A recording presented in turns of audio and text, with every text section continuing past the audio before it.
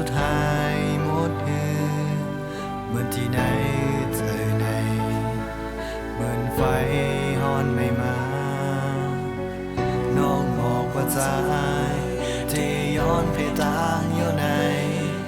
ให้ความบันเกอกเธอสิลู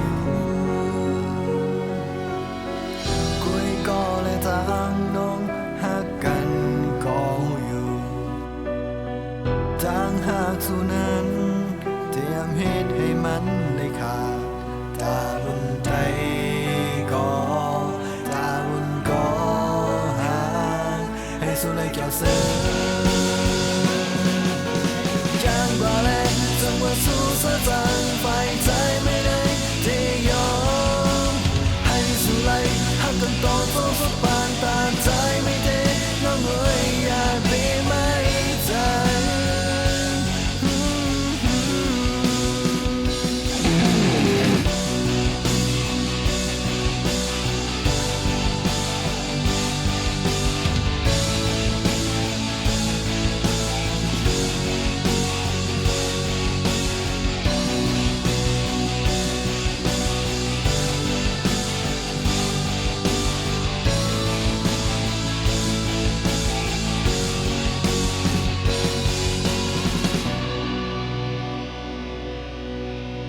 น้องบอกว่าใจ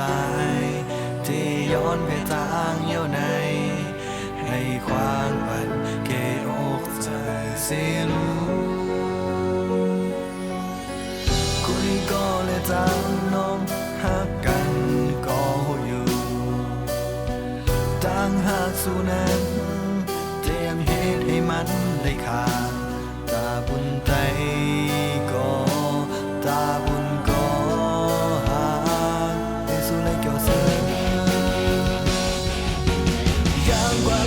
สังว่าสู้ซะจังไฟใจไม่ได้ที่ยอ